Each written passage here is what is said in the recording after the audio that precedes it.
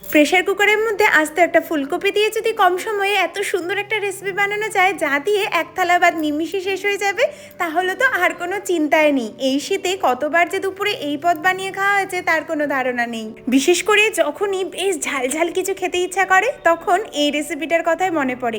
একদম মাখনের মতো সফট, আর মুখে দিলেই মিলিয়ে যায় ঝাল ঝাল টক টক। অবশ্যই ফুলকপি থাকতে থাকতে এই রেসিপিটা তো তোমাদেরকে বানাতেই হবে।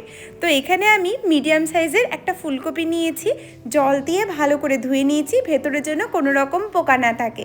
এইবার প্রেশার কুকারের মাঝ বরাবর ফুলকপি, সাথে দুটো টমেটো, 10-12 কোয়া রসুন, হাফ কাপ মতো জল দিয়ে 3টে মিডিয়াম আঁচে সিটি মেরে নেব। এর মধ্যে পরিমাণ মতো হলুদ লবণও দিয়েই দিয়েছিলাম। এছাড়া সাথে সাথেই আমি পেঁয়াজ, রসুন, ধনেপাতা সব কিছু কুচি কুচি করে কেটে একদম রেডি করে নিয়েছি। পেঁয়াজ দুরকমভাবে কেটেছি, একটা বেরেস্তার মতো লম্বা লম্বা করে, আরেকটা একটু ছোট ছোট দানা দানা করে। এই ফুলকপির রেসিপির মধ্যে সবচেয়ে বেশি স্বাদ যে আনি সেটা হলো এই তিল আর কালো জিরে। 1 চামচ থেকে 1.5 চামচ তিল, 1 চামচ কালো জিরে হালকা করে রোস্ট করে নিয়ে হাম্বল দিস্তায় একটু গোটা গোটা করেই কুটে নেব।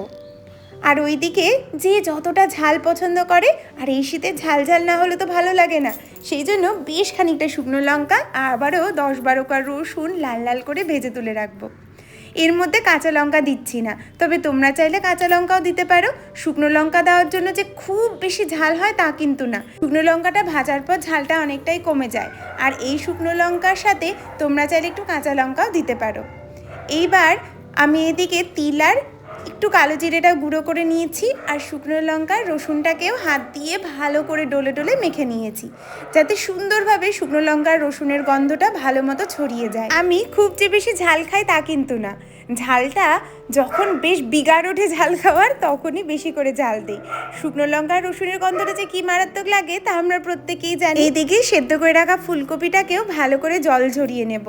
এর মধ্যে টমেটোটা দেওয়ার জন্য বেশ টকটক খেতে লাগে, তো দারুণ লাগে খেতে। ফুলকপিটা কাঁটা চামচের মাধ্যমে এরকমভাবে একটু স্ম্যাশ করে নিলেই হয়ে যায়, এর সাথে আর বেশি কারসাজি করার দরকার নেই। এতটাই সুন্দর সেদ্ধ করবে যে সুন্দরভাবে গলে যাবে, তাহলেই কিন্তু একদম মাখনের মতো সফট হবে। কেউ খেয়ে বলতেই পারবে না এটা ফুলকপি দিয়ে বানানো।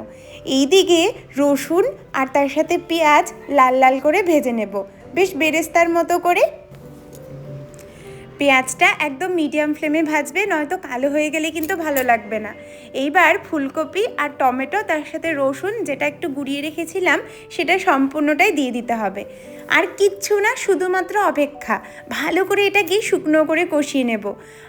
তোমরা হয়তো ফুলকপির এই রেসিপিটা অনেকেই বানিয়ে খেয়েছো, তবে আজকে যেহেতু আমি একা রয়েছি আর একার জন্য না খুব বেশি রান্না করতে ইচ্ছে করে না, তো আমার এরকম ভর্তা টাইপের কিছু হলে গোটা ভাত একদম নিমিষে শেষ হয়ে যায়।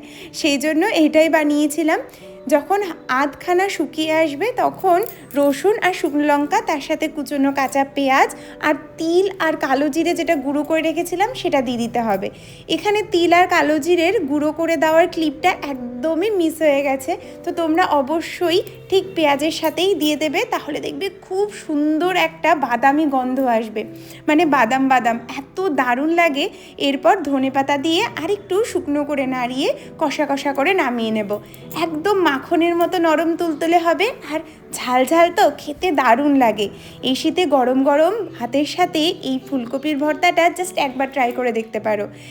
কোনো ঝামেলার রান্নাই না এটা, আর এত স্বাদের হয়।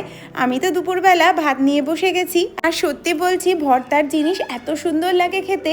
এটা তোমরা সাইড ডিশ হিসাবেও রাখতে পারো, অথবা মেন কোর্সেও রাখতে পারো, এটা দিয়েই গোটা ভাত খাওয়া হয়ে যায়। তো অবশ্যই কুচনো পেঁয়াজ, একটু ধনেপাতা আর কাঁচা লঙ্কা চিপে খেতে কী যে ভালো লাগবে। যারা যারা ভর্তা প্রেমী বা ফুলকপি ভালোবাসো, অবশ্যই রেসিপিটা একবার ট্রাই করে দেখো।